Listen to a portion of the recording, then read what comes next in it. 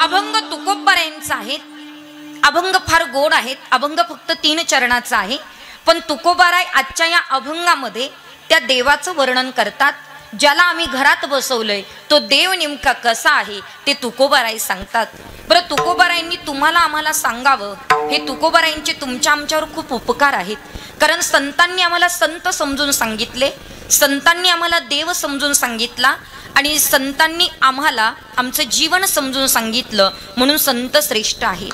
मी अनेकदा सांगत असते, संत जे देतात त्या जगात आपल्याला कोणीच देऊ शकत नाही. कारण सांगते ऐका, सरकारने दिलेलं पुरत नाही. पुरलंय का? खरं बोला. तुम्हाला सगळ्यांना बोलता येतं ना? फ्रेश माइंडमध्ये बसा, आनंदी बसा, टवटवीत बसा, मरगळल्यासारखे अजिबात बसू नका. तुम्हाला काही उपास होता का ऋषी पंचमी? आमच्यासारखं बसलं तर ठीक आहे, पण तुमच्यासारख्याने तरी टवटवीत बसावं. ऐका, सरकारने दिलेलं पुरतंय का? अजिबात नाही. महिला मंडळ, जरी आम्ही सरकारच्या आज लाडक्या बहिणी झालोय तरी पुढच्या वर्षी सावत्र होण्याची दाट शक्यता आहे. म्हणजे आम्ही जर सरकार निवडून दिलं तर आम्ही सख्याच राहू, पण सरकार जर पडलं तर सावत्र व्हायला वेळ लागणार नाही. म्हणून ऐका, रस्त्यात खड्डे की खड्ड्यात रस्ते कळत नाही महाराज. आपोआप निवडणुका आल्यात की खड्डे बुजल्या जातात आणि निवडणुका संपून गेल्यात की पुन्हा जैसे ते खड्डे पडतात. म्हणजे सरकारने दिलेलं पुरत नाही. पुरतंय का? अजिबात नाही. सरकारने दिलेलं पुरत नाही, माय बापाने दिलेलं उरत नाही, समुद्र कुणाला भरत नाही, सत्य कुणाला डरत नाही, जीव परमार्थ करत नाही, आणि एवढं सांगून सुद्धा तुमच्या डोक्यात शिरत नाही. खरं सांगा, आज विचार जर केला तर एवढे वर्ष झाले तुम्ही सगळे कीर्तन ऐकतात. गावात सप्ताह होत असेल, गणेशोत्सव असेल, नवरात्र उत्सव असेल, प्रत्येक वेळेला कीर्तन ऐकतात. पण कीर्तन ऐकून आमच्यामध्ये सुधारणा किती झाली याला सगळ्यात जास्त महत्व आहे महाराज. लोक आमच्या पुढे येतात, ताई माझे 45 वर्ष परमार्थात गेले, मी जेवढे कीर्तन ऐकले ना तेवढे गावात कोणी ऐकले नसेल. अरे बाबा, पण एवढे कीर्तन ऐकून जर तुझी तंबाखू सुटत नसेल तर कीर्तन ऐकून काय उपयोग आहे? मला सांगायचं एवढंच आहे, कीर्तन प्रवचन कमी ऐका, पण आचरणात किती आणतोय याच्याकडे सगळ्यात जास्त लक्ष द्या. याच्याकडे लक्ष देणं फार गरजेचं आहे. बरं, एवढं आम्ही सगळे सांगतो पण तुमच्या डोक्यात शिरत नाही. म्हणून मात्र संत जे देतात ते सरकार देत नाही. ऐका बरं, संत जे देतात ते सरकार देत नाही, संत जे देतात ते मायबाप देत नाही, आणि संत जे देतात ते या जगात कोणी देऊ शकत नाही. ऐका, व्यवस्थित कान जागे ठेवून ऐका. एक एक शब्द अत्यंत महत्वाचा आहे. जगायचं कसं मायबाप शिकवतात, जगायचं कसं मायबाप शिकवतात, रडायचं कसं अनुभव शिकवतात, कष्ट किती करायचे कसे करायचे ते मात्र परिस्थिती शिकवते, त्रास किती आणि कुणाला कितपत द्यायचा हे नातेवाईक शिकवतात, आणि दुःखावरही मात करून आनंद किती भोगायचा हे संत शिकवतात. म्हणून संत जे देतात ते या जगात कोणी देऊ शकत नाही. संतांनी तुमच्या आमच्यावर खूप उपकार केले. तो मायबाप देहदान करतात, मायबाप देहदान करतात, देव जीवदान करतात, आणि संत तुमच्या आमच्यावर कृपादान केले.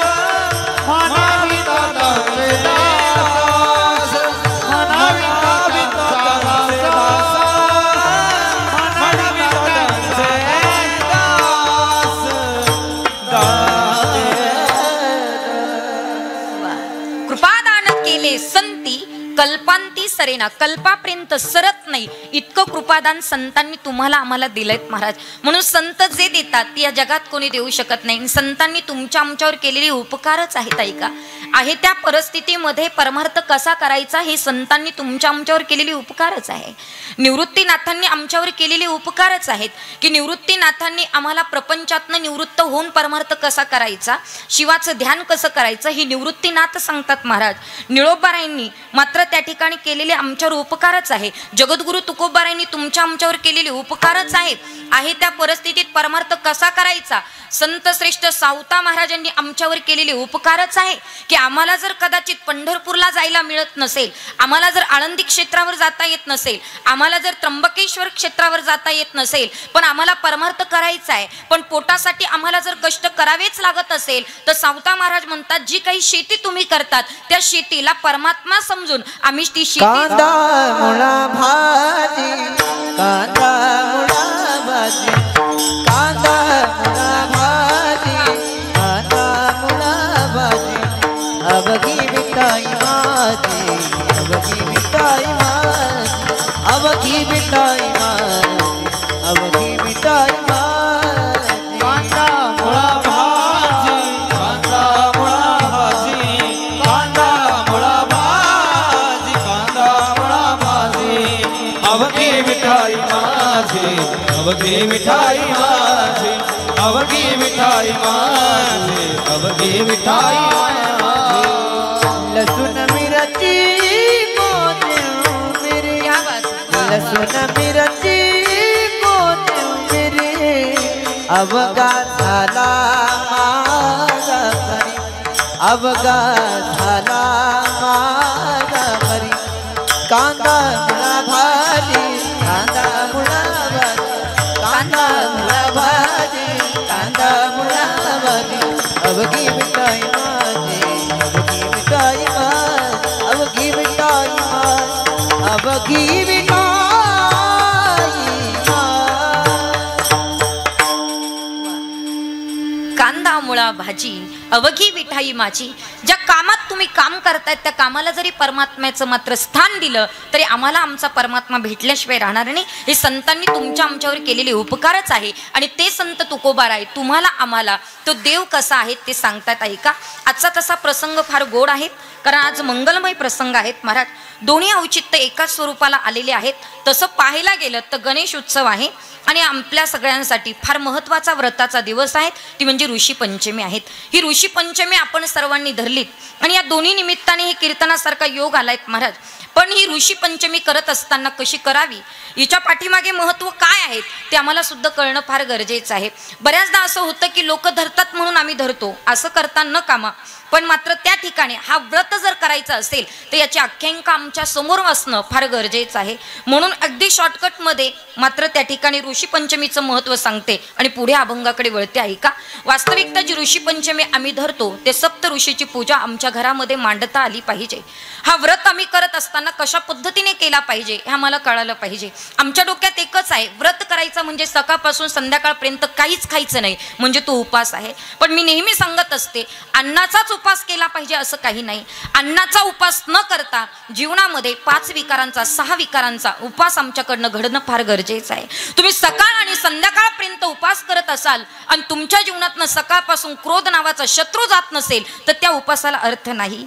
कारण तुम्ही ज्या अर्थी अन्नाचा उपास करताय त्या अर्थी तुमच्या जीवनामध्ये क्रोधाचा सुद्धा उपास घडला पाहिजे, लोभाचा सुद्धा उपास घडला पाहिजे, कामाचा सुद्धा उपास घडला पाहिजे. महाराजा षष्ट विकारांचा उपास आम्ही जर करत असाल तर त्याला उपास म्हणा. अन्यथा सगळे विकार जर आमच्या अंतरंगात असेल आणि आम्ही जर तो उपास करत असाल तर त्याला काही महत्त्व नाही. म्हणून उपास करत असताना महिला मंडळ आपल्या जीवनातनं काही दोष बाजूला ठेवणं फार गरजेचं आहे. पण ऐका ना, या व्रताचा विधी आणि या व्रताची कथा आपल्याला माहीत असणं फार गरजेचं आहे.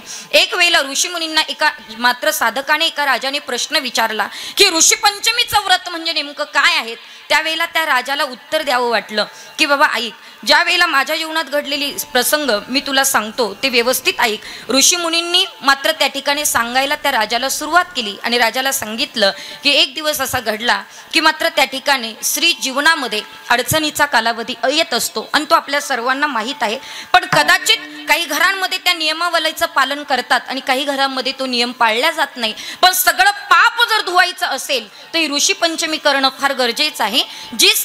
ज्या स्त्रीनं त्या घरामध्ये ऋषी पंचमी सारखा व्रत केला तर त्या सर्व पापातनं मुक्त होण्याचं साधन म्हणजे ऋषी पंचमीचं व्रत आहेत. आणि मग मात्र त्या ठिकाणी एका स्त्रीला अडचण निर्माण झाली. शेतामध्ये काम करता करता ती अडचण असताना सुद्धा ती कामच करत होती, पण मात्र त्या ठिकाणी ते जीवन व्यतीत झालं. दोघंही पती पत्नी मृत्युमुखी पडले आणि पुढच्या जन्मी मात्र त्या एकाला मात्र तो पुरुष होता त्याला बैलाचं जीवन मिळालं आणि त्या स्त्रीला एका कुत्रीचं जीवन मिळालं. आणि मग मात्र त्या ठिकाणी त्यांची मुलं जी होती ती मुलं पाहता पाहता मोठी व्हायला लागली. मोठी होत असताना तेवढ्यात मात्र त्यांच्याही जीवनामध्ये अत्यंत संत सेवाचं अत्यंत चांगलं वातावरण त्या घरामध्ये निर्माण होतं. आणि सगळं वातावरण असताना तीही संत सेवा करणारी मुलं त्या ठिकाणी होती. सुनेनं विचार केला, मुलानं विचार केला त्यांच्या की आपल्या घरी मात्र त्या ठिकाणी साधू मुनी जेवायला आले पाहिजे. सर्व ऋषी मुनींना निमंत्रण केलं आणि सगळेजण जेवायला आले. आल्याबरोबर पाची पक्वान्नाचं जेवण त्यांनी बनवलेलं होतं. पण जेवण बनवल्याच्या नंतर खिरीचा गोड प्रसाद केला होता महाराजजी. आणि तेवढ्यात एक सर्प आला आणि त्या सर्पाने तो विष मात्र त्या खिरीमध्ये ओतल्या गेलं. हे बघितलं होतं ते कुत्रीनं, पण कुत्रीनं विचार केला माझ्या मुलाच्या घरी ही सगळी साधू महाराज मंडळी जेवायला येतात, ऋषीमुनी जेवायला येतात आणि त्यांना जर असं जेवण मिळालं, विषाचं जेवण मिळालं तर माझ्या मुलांना सुद्धा ऋषीमुनींचा श्राप भोगावा लागेल. मग आता काय करावं, याच्यातनं त्यांना मुक्त कसं करावं. म्हणून कुत्रीनं कुठलाही न विचार करता त्या ठिकाणी त्या खिरीमध्ये तोंड घातलं. हे सगळं मात्र त्या ठिकाणी त्या सुनेनं पाहिलं, विचार केला. कुत्रीला जळक्या लाकडानं मारलं, काढून दिलं आणि जे काही अन्न होतं ते बाजूला फेकून दिलं आणि सगळं नवीन शिजवलं आणि पुन्हा ऋषीमुनी जेवून घातले. पण त्या कुत्रीला सकाळपासून काहीच खायला दिलं नाही. आणि मग ती कुत्री आणि तो बैल ते एका मात्र त्या ठिकाणी एका झाडाखाली बांधले गेलेले होते आणि दोघं एकमेकाशी बोलत होते. पण तो मुलगा इतका सज्जन होता की त्याचा बराच अभ्यास झाला होता. त्यांना प्राण्यांची भाषा कळत होती त्या मुलाला. पण ते दोघं पती पत्नी गप्पा मारत होते. म्हणे बघा मी माझ्या सुनेला आणि मुलाला वाचवायला गेली, पण त्याचा परिणाम असा झाला की जळक्या लाकडाचा मार मला खावा लागला आणि मला सकाळपासून काहीच दिलं नाही हो.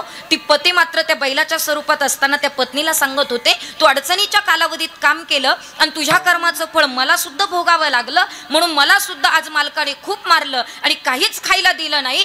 आपण दोघेही आज उपाशी आहोत. हे सगळं त्यांच्या मुलाने ऐकलं आणि मुलाने विचार केला अरे आपले आई वडील आहेत आणि मात्र त्या आईला कुत्रीचा जन्म मिळाला, वडिलांना बैलाचा जन्म मिळाला. अशा वेळेला करावं काय प्रश्न पडला. ज्या ऋषींना भोजन दिलं होतं त्या ऋषींकडे तो मुलगा पळत पळत गेला आणि विचार केला आणि सांगितलं का हो म्हणे असं असं घडलं होतं आणि का घडलं होतं त्याचं कारण आम्हाला सांगा. माझी आई तर स्वतः कुत्री झालीत, माझे वडील बैल झालेले आहेत, हे कसलं कर्माचं फळ आहे. ऋषी मुनींनी घडलेला प्रकार सांगितला.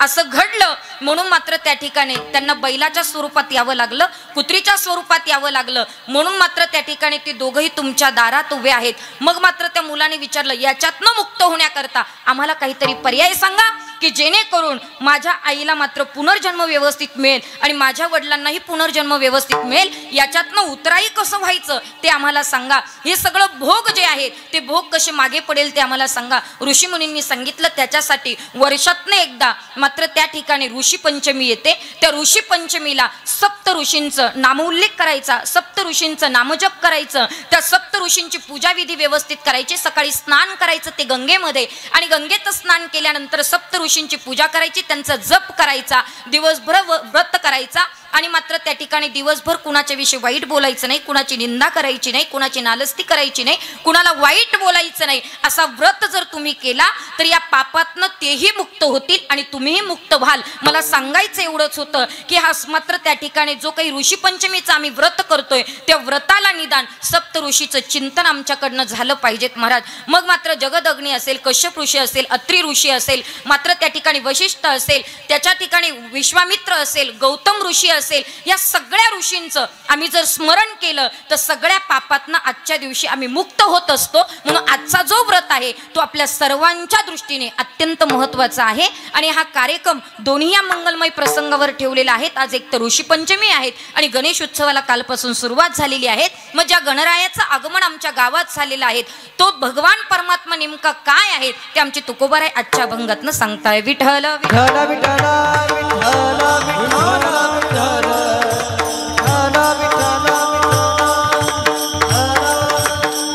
ऐका कीर्तनाचा नियम आहे, मी परिहार नेहमी कीर्तनाच्या शेवटी देत असते.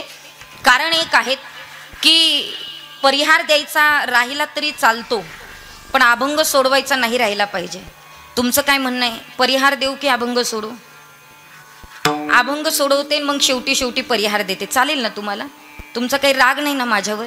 जरा फ्रेश बसा, तुम्ही आनंदी बसा. ऐका, मला सांगायचं एवढंच आहे की तो देव कसा आहे ते आजच्या अभंगातनं आम्हाला जाणून घ्यायचं आहे. आजचा अभंग तसा फार सुटसुटीत आहेत महाराजी, फार गोड आहेत, पण आजचा अभंग सगळ्यांसाठी मुळीच नाही आहे. कुणासाठी आहे आणि कुणासाठी नाही ते पहिल्यांदा मांडते. ऐका, जो देवाला जाणत नाही मानत नाही त्याला आमचे महाराज सांगत नाही देव कसा आहे. दुसरा वर्ग आहे जो देवाला जाणतोही आणि मानतोही त्यालाही महाराज सांगत नाही. पण तिसरा वर्ग जो आहे, जो देवाला अद्याप मानलेलं आहे पण जाणलेलं नाही, त्याच्याकरता आजचा अभंग आहे. ऐका, जो देवाला जाणत नाही मानत नाही त्याला आमचे महाराज सांगतच नाही. कारण जो देवाला जाणत नाही मानत नाही त्याला सांगून काय उपयोग होतो? ज्याला देवाला जाणायचंच नाही मानायचंच नाही त्याच्या पुढे मी रात्रभर कीर्तन करून काय उपयोग आहे? जरा खालच्या लेवलच्या भाषेत बोलते. ऐका, ज्याला बापच मानायचा नाही त्याला वर्ष श्राद्धाशी काय घेणं? कळतंय ना तुम्हाला? ऐका, जो देवाला जाणतच नाही आणि मानतच नाही त्याला आमचे महाराज नास्तिक म्हणतात. आता नास्तिकाची मोठी गोड व्याख्या आहेत. ऐका, नास्तिक कुणाला म्हणावं? स्वतः नास्तिक असून दुसऱ्याचा आस्तिकपणा घालवितो आणि त्याला सुद्धा नास्तिक बनवितो, त्याला जातिवंत नास्तिक म्हणतात. येतंय का लक्षात तुमच्या? पुन्हा रिपीट करते, काही लोड घेऊ नका. स्वतः नास्तिक असून दुसऱ्याचा आस्तिकपणा घालवितो आणि त्याला सुद्धा नास्तिक बनवितो, त्याला जातिवंत नास्तिक म्हणतात. थोडं मराठीत स्पष्टीकरण देते. ऐका, स्वतःही परमार्थ करायचा नाही आणि दुसरं करतं त्याला सुद्धा करू द्यायचा नाही, असे नास्तिक महाराष्ट्रात कमी आहे का? अजिबात नाही. स्वतःही करत नाही आणि दुसरं करतं त्याला सुद्धा करू देत नाही. असं तुमच्या गावात एखादा व्यक्ती जर असेल आणि कदाचित माझं कीर्तन ऐकलं त्याला असं वाटलं बरेच दिवस झाले बाबा आता माळ घातली पाहिजे, म्हणजे असं वाटत तर नाही बऱ्याच लोकांना, पण वाटलंच एखाद्याला माळ घालावी आणि त्यानं कीर्तन ऐकून जर माळ घातलीच तर लोक त्याला चांगलं म्हणतात का? त्यानं माळ घातलेली लोक पाहतात आणि दुसऱ्याला सांगतात करू करू भागला. हा, कुत्र्याला गती आणि माणसाला प्रगती कधी सण होत नाही. तुम्ही विचार करा जरा याच्यावर. मी नेहमी सांगत असते, परमार्थ करणाऱ्याने कायम वैदिनीसारखा परमार्थ केला पाहिजे. वैदिन माहिती आहे का हो तुम्हाला? तुमच्या गावात येत नाही का? ती वैदिन बघा, तिच्या डोक्यावर पाटी असते, त्या पाटीमध्ये सुया असतात, बिबिव्या असतात, बरोबर का? ते चाळणी असते, गाळणी असते, फणी असते. फणीचा उपयोग कशासाठी करतात? वा वा वा, हा, त्याच उवा काढण्यासाठी करतात. ती फणी सुद्धा कशात असते? त्या वैदिनीच्या पाटीत असते. ती वैदिनीचं कीर्तनकाराचं सारखंच आहे. वैदिनीला सुद्धा एक गाव फिक्स नाही आणि कीर्तनकाराला सुद्धा एक गाव फिक्स नाही. ती वैदिन त्या गावामध्ये पाटी घेऊन चालते, पण वैदिनीचं नीट निरीक्षण करा, तिच्याकडनं सुद्धा गुण घेण्यासारखं आहे. महाराज म्हणतात, जो जो ज्याचा मी घेतला गुण तो मी गुरु केला जाण, गुरुसे आले अपारपण, जग संपूर्ण गुरु दिसे. ज्याच्याकडनं मला गुण मिळाला तो माझा कोण झाला? गुरु झाला. वैदिनीकडनं सुद्धा गुण घेण्यासारखा. ती वैदिनी एक हात पाटीला लावते आणि एक हात काठीला असतो. त्या वैदिनीने प्रवेश केला कमानीमध्ये, आतमध्ये आली की अख्ख्या गावचे कुत्रे कुणावर भुकतात? वैदिनीवर. पण वैदिनीचा कोणता गुण घ्यायचा सांगते जरा ऐका. अख्ख्या गावातले कुत्रे वैदिनीवर भुंकतात, पण वैदिन माग वळून पाहत नाही आणि एकाही कुत्र्याला हाड म्हणत नाही. कारण वैदिनीला माहितीये, सगळ्या कुत्र्यांना जर हाड म्हणत बसले तर माझा धंदा पूर्ण व्हायचा नाही. तसंच आहे, परमार्थ करणाऱ्याला अख्खं गाव मिळून जरी बोलायला लागलं तरी गावाकडे लक्ष नाही दिलं तरच परमार्थ आपला होईल, अन्यथा होणार नाहीत महाराज. म्हणून परमार्थ करायचं असेल महाराज, नास्तिकाच्या मागे लागू नका. कारण नास्तिक वेड्यातच काढायला आहेत. नास्तिक स्वतःही करत नाही आणि दुसरं करतं त्याला सुद्धा करू देत नाही. जाऊ द्या, तुम्ही कधी माशी पाहिली का? माशी हो म्हणा, नाही म्हणा, काहीतरी म्हणा ना. मला सांगितलं असतं तर सामनगाववरूनच येताना पाठीभर माशा घेऊन आले असते. बरं, तरी माशी विचारलं, दुसरं काही विचारलं नाही. तुम्ही हो नाही असं काहीतरी बोलत चला बरं. जिवंत बसा जरा कीर्तनामध्ये, अगदीच मरगळल्यासारखे बसू नका. काहींचे तोंड पाहिले की असं वाटतं दिवसाही 12च वाजलेले असतात आणि रात्रीची 12च वाजलेले असतात. काही काही तर अगदी तोंड सोडतात आणि नेमके पुढे येऊन बसतात. आणि त्यांचे तोंड मी पाहिले की मलाही वाटतं जीव द्यावा का काय. कुठून आबुदी आली आणि याच्या पुढं कीर्तनाला उभी राहिली वाटतं ना, म्हणून जरा फ्रेश बसा, फ्रेश आनंदी बसा. खरं सांगू महाराज, इतकी टवटवी आपल्या चेहऱ्यावर पाहिजे, इतकी टवटवी. काय झालं ऐका ना, भगतसिंगांना दुसऱ्या दिवशी फाशीची शिक्षा होणार होती. हे भगतसिंगांना माहीत होतं बरं का, भगतसिंगांना फाशीची शिक्षा होणार होती, भगतसिंगांना माहीत होतं. तरी सुद्धा वीर भगतसिंगांनी दंड बैठका काढायला सुरुवात केली. एक शिपाई तिकडनं आला आणि भगतसिंगांना विचारू लागला, भगतसिंग उद्या तुम्ही युद्धाला नाही जाणार, उद्या तुम्ही फासावर जाणार आहात, मग का दंड बैठका काढतायत?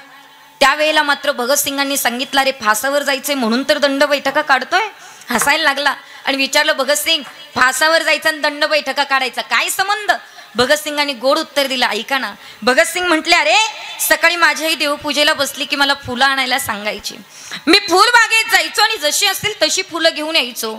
ती फुलं आणली की आईच्या हातात द्यायचो. आई काय करायची, ज्या फुलाचा घाण वास येतो ते फुल फेकून द्यायची, जे फुल सडलेलं आहे ते फुल फेकून द्यायची, पण जे फुल अगदी टवटवीत दिसतंय, अगदी सुंदर दिसतंय, ते फुल घ्यायची आणि भगवंताच्या चरणापाशी व्हायची.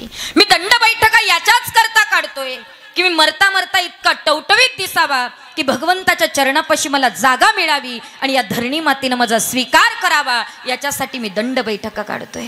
महाराज मला एवढंच सांगायचं आहे की मरता मरता सुद्धा टवटवी चेहऱ्यावर दिसावी असं भगतसिंगांना माहीत होतं, वाटत होतं. निदान तुम्ही मरता मरता कसे दिसाल मला खरंच माहीत नाही, पण निदान कीर्तनात तरी टवटवीत बसा एवढीच माझी इच्छा आहे, दुसरी काहीच नाही. ऐका, कुठपर्यंत आलो होतो आपण कीर्तनात? वा वा, 4-5 जण सावध आहेत आणि जिवंत आहेत, बरं वाटलं मला जरा. माशीपर्यंत आलो होतो. माशी आपण बघितली असेल, माशी घाणीवर बसते ती माशी, गुळाच्या पाकावर बसते ती माशी. माशी ऐका, एक पुढारी होता 100 किलोचा. किती? अजिबात एकमेकाकडे पाहू नका, ज्याचं त्याचं वजन ज्याला त्याला माहिती आहे. तुम्हाला एक सांगू का, वजन वाढायला सुद्धा समाधानच पाहिजे. जळक्या माणसाचं कुठं वजन वाढतं का? अजिबात नाही. काय पाहिजे? समाधान पाहिजे. पुढारी होता 100 किलोचा होता आणि जेवायला बसला.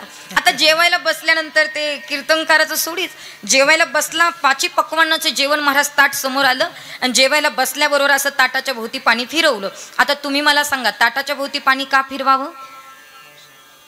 मुंग्या येऊ नये म्हणून?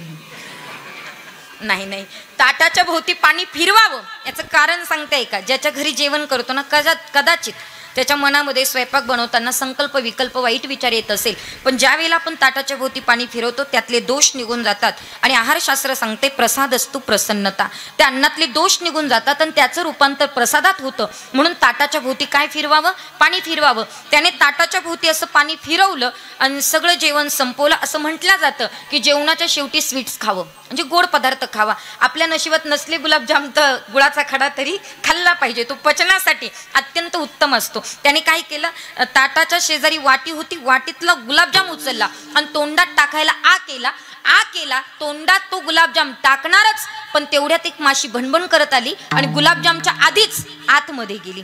आता त्या गुलाबजामच्या आधी आतमध्ये गेल्यानंतर तिनं कोणत्या तरी कोपऱ्याला लपायचं की नाही? गोडाऊन बरंच मोठं होतं की नाही त्याचं पोट. आता 100 किलोचा माणूस म्हणल्यावर त्याचं पोटही बरंच मोठं असेल की नाही? तिनं कोणत्या तरी कोपऱ्यात लपायचं की नाही? ती आत गेली, हा बाहेर गेला आणि याने डबडब केली, उलटी करून टाकली. माशीचा स्वभाव आहे आपुलिया ऐसे संसर्गे, आपुलिया ऐसे संसर्गे, आपुलिया ऐसे संसर्गे, आपुलिया ऐसे संसर्गे. तुका मने अन्नाची रोणीची माशी, मने अन्नाची रोणीची माशी, तुका मने अन्नाची रोणीची माशी, मने अन्नाची रोणीची माशी. आपुलिया ऐसे संसर्गे, आपुलिया ऐसे संसर्गे.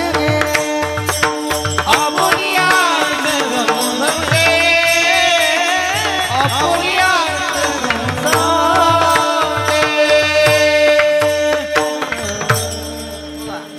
दृष्टांताला प्रमाण आलं म्हणजे मी प्रमाणबाह्य बोलत नाही, हे सिद्ध झालं. ऐका, महाराज म्हणतात, तुका म्हणे अन्न जिरोनेदी माशी, आपुलिया ऐसे संसर्गे. माशीचा स्वभाव आहे स्वतःही पचत नाही आणि खाल्लेलं सुद्धा पचू देत नाही.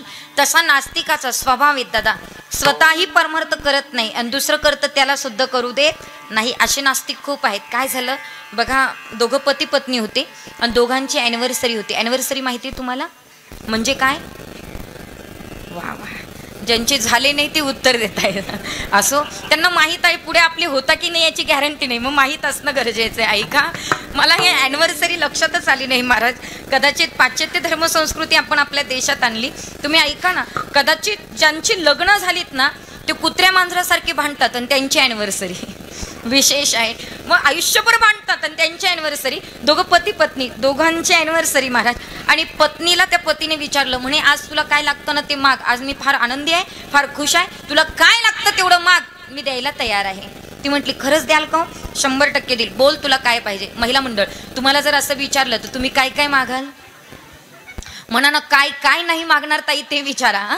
आपण खूप काही मागू, पण त्या पत्नीचं जे उत्तर होतं ना ते फार गोड होतं. ती पत्नी म्हटली, हे बघा शब्द देताय, खरं बोला, मी जे मागेल ते तुम्ही मला द्याल. म्हणे 100% देईल, बोल तुला काय पाहिजे. ती म्हटली खरं सांगू, आयुष्यभर तुम्हाला पाहते, तुम्ही कधी परमार्थ केला नाही हो. माझी मागणी एवढीच आहे की गावात सप्ता बसलाय आणि एक तरी कीर्तन तुम्ही ऐकावं, याच्या पलीकडे मला काही नको.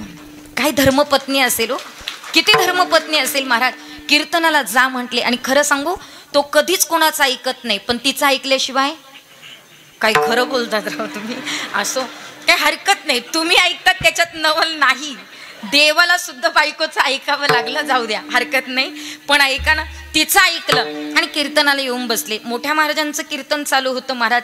कीर्तनामध्ये महाराज सांगत होते, भरतखंडी नरदेह प्राप्ती हे तो परमभाग्याची संपत्ती, सुंदर असं आयुष्य मिळाले, गळ्यामध्ये सुंदर तुळशीची माळ घाला, कपाळाला गंधाचा टिळा लावा, पंढरपूरची वारी करा, चंद्रभागेत स्नान करा, आषाढी कार्तिकी करा, हे सगळं महाराज सांगत होते. आणि तो कधी न आलेला कीर्तनाला येऊन बसलेला होता. त्याला असं वाटलं महाराजांनी जेवढं सांगितलं तेवढं घरी न्यायचं असतं. ते घरी गेलं आणि घरी गेल्याच्या नंतर बायकोला सांगितलं, पटकन तयारी कर, मला पंढरपूरला जायचंय.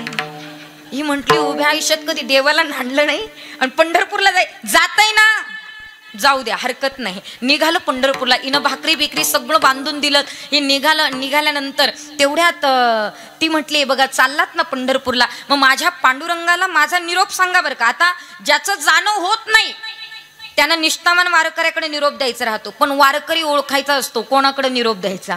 आता निष्ठावान वारकरी म्हणावं कुणाला, फार मोठा प्रश्न आहे महाराज. ऐका, मग ऐका त्याचं उत्तर सांगते. जो रथाच्या पाठीमागे आणि पुढे सातत्याने भजन गात चालतो, जो काकडा म्हणत चालतो, जो हरिपाठ करत चालतो, ज्याची 20वेचे अभंग पाठ आहे, सातत्याने भजन करत चालतो, त्याला वारकरी म्हणा.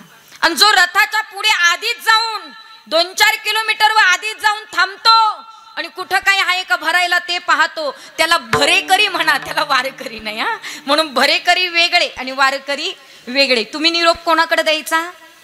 वारकऱ्याकडे. ऐका, अडचणीमुळे जाणं नाही झालं तर वारकऱ्याकडे निरोप द्या. आणि तेवढ्यात मात्र त्या ठिकाणी ते निघालं आणि निघाल्याच्या नंतर बस स्टँडवर गेलं. बस अर्धा तास उशिरा होती. बस स्टँडवर गेलं, बसलं बाकड्यावर आणि एक जातीवंत नास्तिक येऊन त्याला भेटला. मग त्याला विचारलं, कुठं निघालात?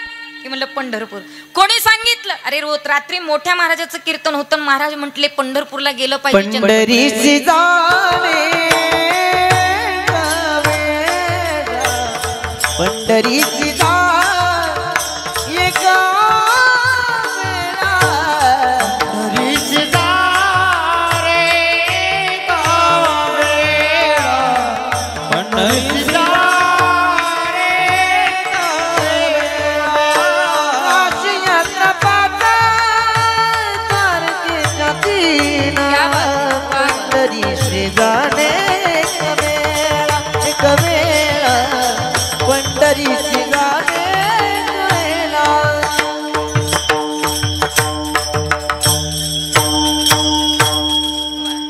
काशी यात्रा 5, द्वारकेच्या 3 आणि पंढरीसी जाणं 1 वेळा. ऐका, काशी यात्रा केल्या तर 5 कराव्या लागतात, द्वारका केली तर 3दा करावी लागते. पण 3दा केल्यानंतर द्वारकेचं जे फळ मिळतं, काशी 5 वेळा केल्यानंतर काशी यात्रेचं 5 वेळेचं एकदा फळ मिळतं. त्या सर्वांचं फळ फक्त एकदा पंढरपूरची वारी केली की 100% प्राप्त होतं. म्हणून एकदा तरी पंढरपूरला गेलं पाहिजे. आणि म्हणून मात्र ते म्हटलं, अरे महाराजांनी सांगितलं एकदा तरी पंढरपूरला जा, चंद्रभागेत स्नान कर. आणि ते म्हटलं, कोणी सांगितलं? म्हणे रात्री महाराज आले होते, महाराजांनी सांगितलं. तेवढ्यात ते नास्तिक म्हणला, रे महाराज मंडळीचे सांगायचे धंदे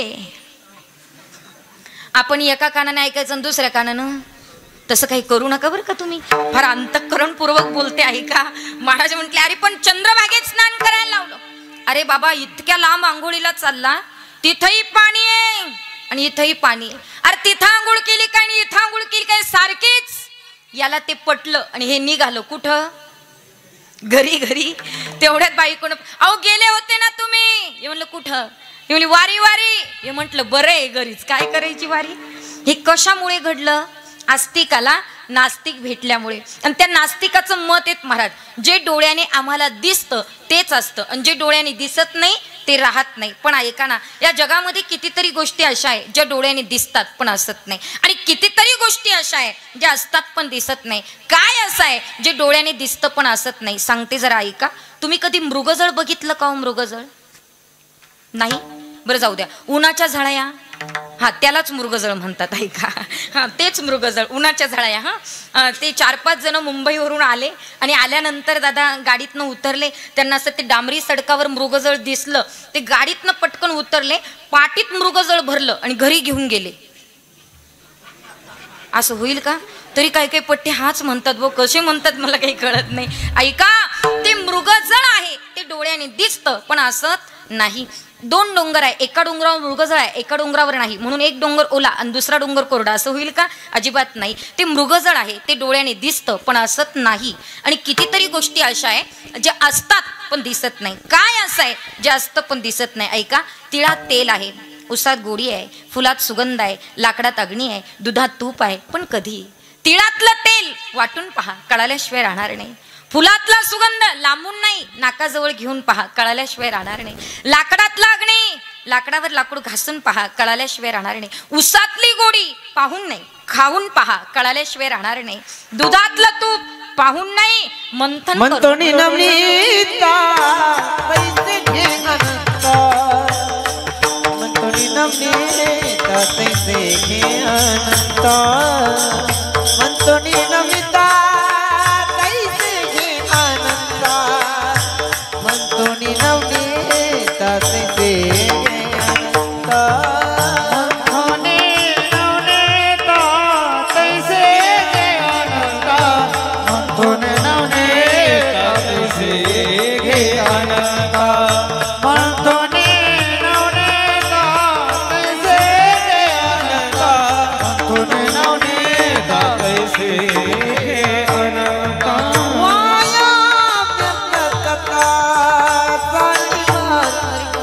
वाया व्यर्थाता सनिमाल.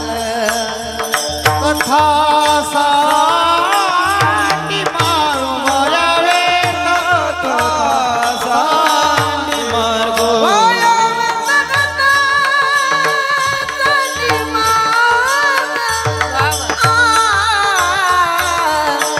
हो हो हो हो.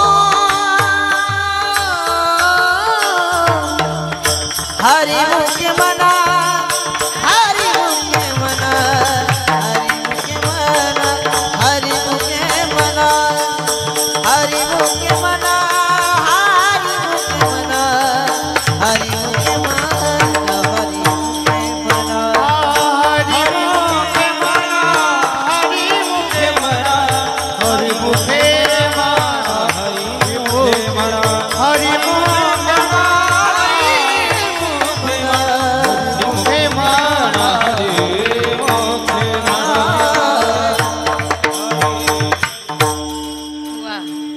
टाळ्या वाजवा सगळ्यांनी. हा असं कोणी गोड गायल्यानंतर टाळी वाजवावं, बसल्या बसल्याच कीर्तन ऐकायचं असं काही नियम नाहीये. पण दुसऱ्याचं कौतुक करायला मनाचा मोठेपणा पाहिजे दादा. इतकं गोड गायल्याच्या नंतर हाताने टाळी वाजवल्याच गेली पाहिजे. काहींच्या टाळ्या वाजतात पण पावसाच्या बुरबुरी सारख्या वाजतात. काय अर्थ आहे त्याला. पावसाची बुरबुर आवडते की जोरात येऊन गेलेला आवडतो. जोरात येऊन गेलेला. तसं बुरबुऱ्यासारखे टाळ्या कोणाला आवडत नाही. टाळी जर वाजवायची असेल तर आनंदाने वाजवली पाहिजेत. ऐका, फार गोड चाल महाराजांनी म्हटलीत. मंथोनी नवनीता तैसे घे अनंता. मंथन केलं की दुधातलं तूप कळतं. तशी साधूची संगत केली की देवातला देव कळतं. बरं एवढं सांगूनही कळत नाही. पण ज्या अर्थी भिंतीवर चित्र आहे त्या अर्थी चित्रकार मान्य करावा लागेल. ज्या अर्थी मडकं आहे त्या अर्थी कुंभार मान्य करावा लागेल. ज्या अर्थी अलंकार आहे त्या अर्थी सोनार मान्य करावा लागेल. आणि ज्या अर्थी तुम्ही आम्ही जिवंत आहोत त्या अर्थी त्याला मान्य करावं लागणार आहे. पण इतकं सांगूनही नसेल कळत तर महाराज म्हणतात क्रोधी अविश्वासी त्यासी बोध कैसा व्यर्थ आपुली वाचा शिनवू नये.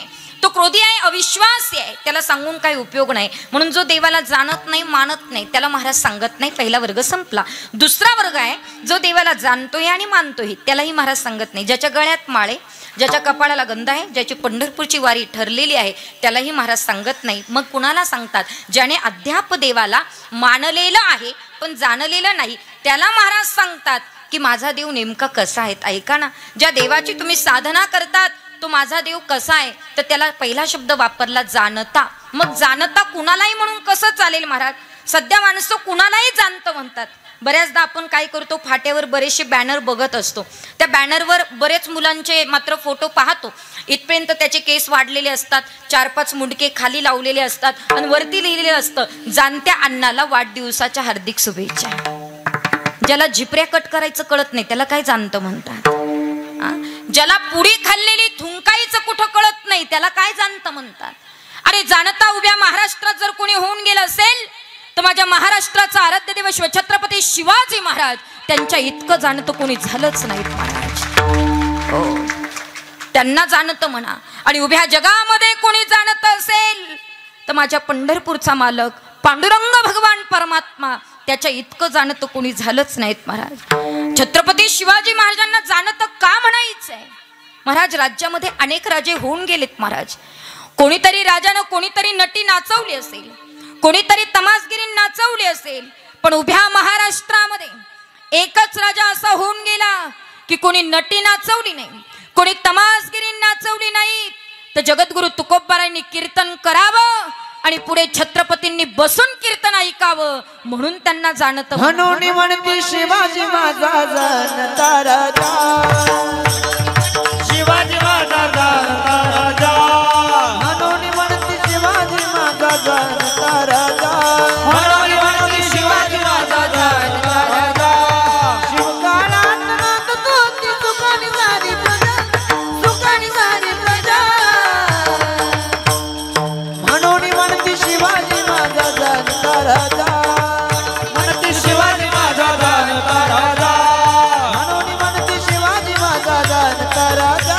हे म्हणून म्हणते शिवाजी माझा जाणता राजा. एकच राजा इथे जन्मला शिवनेरी किल्ल्यावर, एकच राजा इथे जन्मला शिवनेरी किल्ल्यावर.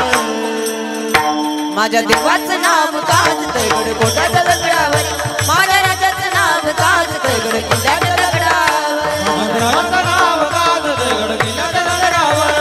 राजाचं नाव ताज दगड किल्ल्याच्या दगडावर. गिरीशी करी कीर्ता परी लहरी भगवान ध्वजा, गिरीशी करी कीर्ता परी लहरी भगवान ध्वजा. उगवला तारा तिमिरा हरा करजा शिवाजी राजा, उगवला तारा तिमिरा हरा करजा शिवाजी राजा. उगवला तारा तिमिरा करजा शिवाजी राजा. उगवला तारा तिमिरा करजा शिवाजी राजा. म्हणून म्हणते शिवाजी माझा जाणता राजा, म्हणून म्हणते शिवाजी माझा जाणता राजा. म्हणून म्हणते शिवाजी माझा जाणता राजा. म्हणून म्हणते शिवाजी माझा जाणता राजा.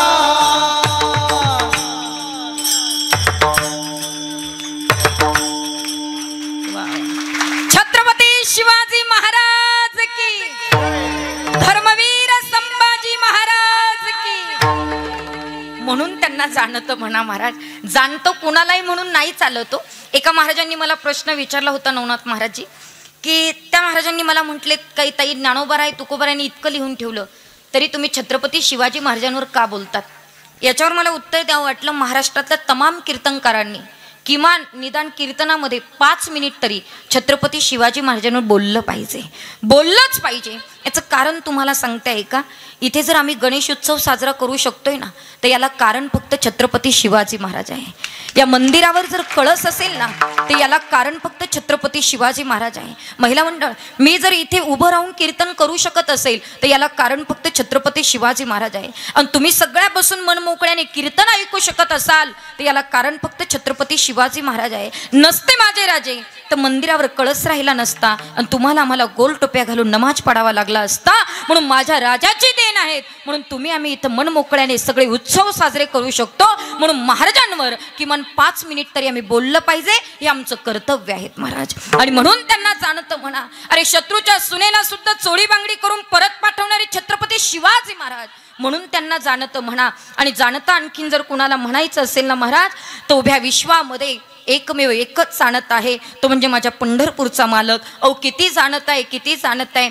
इथे कितीही वेळ कीर्तन केलं आणि तुम्ही सगळे कितीही वेळ ऐकत बसलात तरी माझा परमात्मा किती जाणत आहे तुम्हाला इथे बसून कळणार नाही.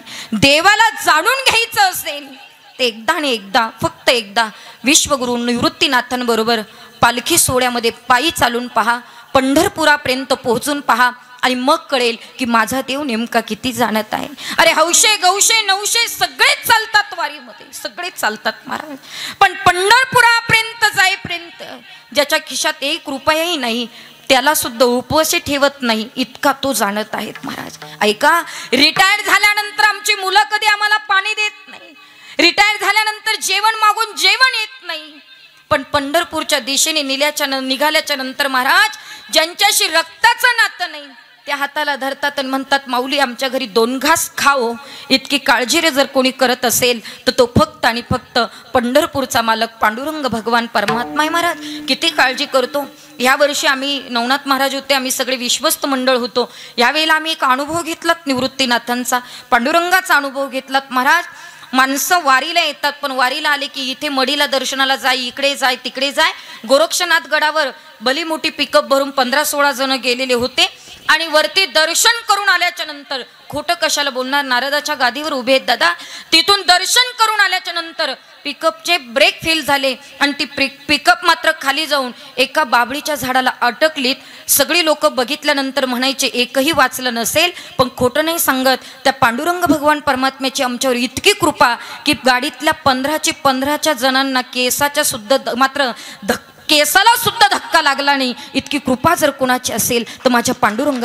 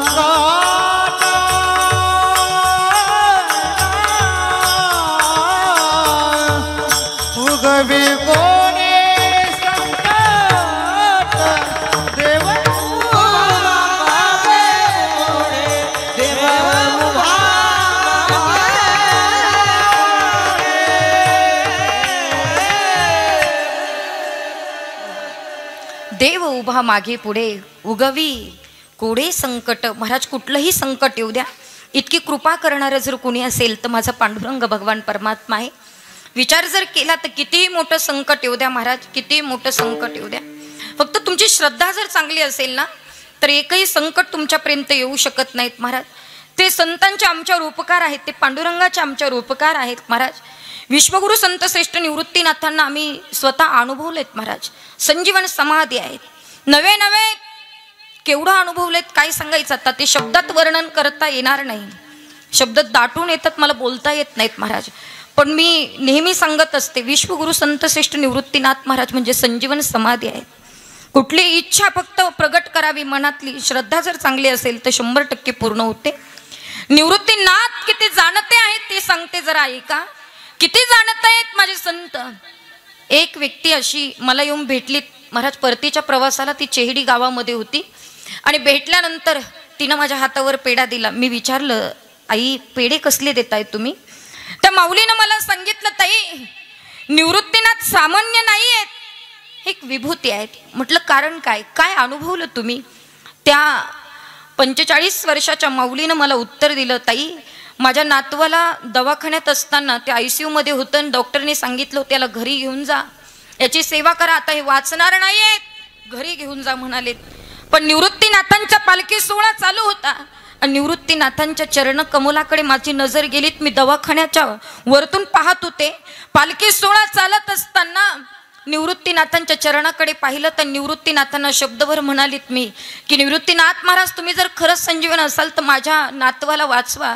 माझा नातू जर वाचला ना तर परतीचा प्रवास सुद्धा पायी करेल, एवढंच बोलली होती ताई. किती विश्वगुरु संतश्रेष्ठ निवृत्तीनाथ किती कृपाळू आहेत की निवृत्तीनाथांनी माझ्या नातवाला वाचवलं. आज मी त्या नातवाला घेऊन परतीचा पूर्ण प्रवास पायी केला. ही कृपा संतांची आहेत महाराज. ते जाणते आहेत, त्यांना सगळं सांगायची अजिबात गरज नाही, ते इतके जाणते आहेत महाराज, म्हणून त्यांना जाणतं म्हणावं. अहो मजल दर मजल करत करत त्यांच्यापर्यंत चालत गेला ना, एकदा का पंढरपूरच्या देवळाचा कळस पाहिला की तिथून पाय निघत नाही महाराज. महाराज म्हणतात ती अवस्थाच अशी होती, कन्या सासुरासी जाय मागे परतुनी पाय, तैसे झाले माझ्या जीवा केव्हा भेटसी केशवा, देवा मला कधी भेटशील रे. इतकं सांभाळत सांभाळत तू आणलं.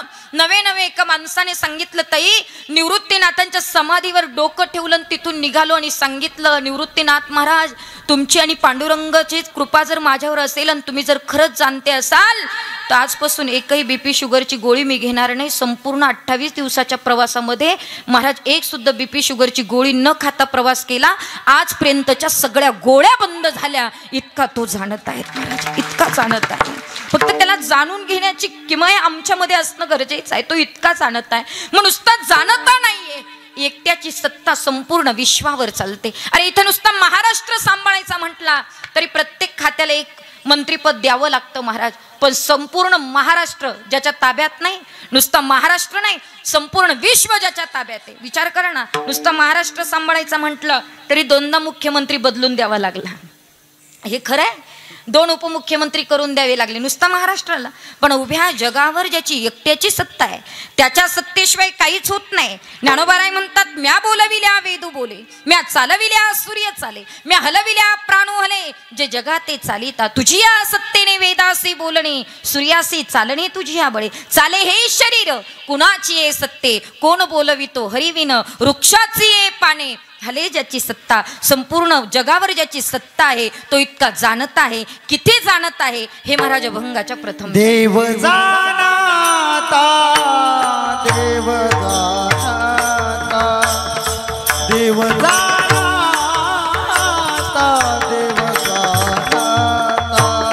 देव जाणता देव जाणता देव जाणता देव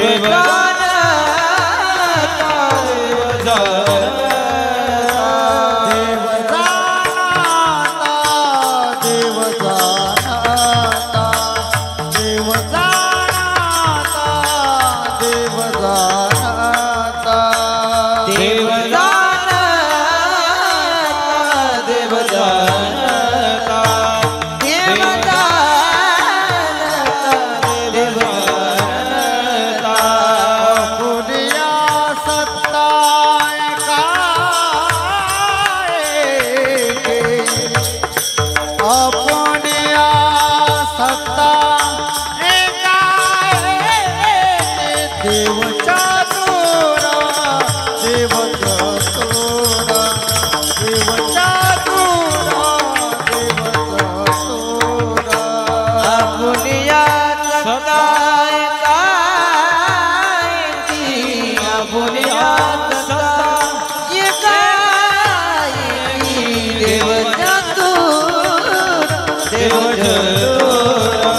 देव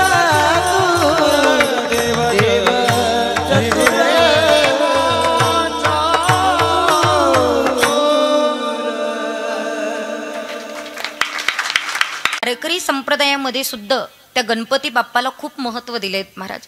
किती महत्त्व दिलं. विश्वाचे विश्वगुरु ज्ञानाचा सागर ज्यांच्याकडे आहे ते ज्ञानोबा राय ज्ञानेश्वरी लिहायला बसले आणि बसल्याबरोबर गणरायाला पहिल्यांदा नमन केलं. कारण ज्ञानोबा रायांना माहीत होतं हा माझा ग्रंथ तेव्हाच पूर्ण होऊ शकतो ज्यावेळेला मी गणरायाला नमन करेन. म्हणून ज्ञानोबारायांना पहिली ओवी लिहावी लागली. ओम नमोजी अध्या वेद प्रतिपाद्या जय जय स्वसंवेद्या आत्मरूपा. गणरायाला नमन करावं लागलं तेव्हा पुढचं कार्य चांगलं झालं. म्हणजे कुठलीही पूजा असेल तर आम्हाला गणपती बाप्पाला नमन करावं लागतं. गणरायाला नमन केल्याशिवाय पुढचं कार्य सफल होत नाहीत महाराज. मग ती कुठलंही कार्य असू द्या मग तिथं गणपती बाप्पाला नमन करावं लागतं. म्हणून वारकरी संप्रदायाने सुद्धा गणरायाला नमन केलेलं आहे. नमिला गणपती नमिला गणपती माऊली शारदा माऊली शारदा. आता गुरु राया आता गुरु राया दंडवत नमिला गणपती नमिला गणपती नमिला गणपती नमिला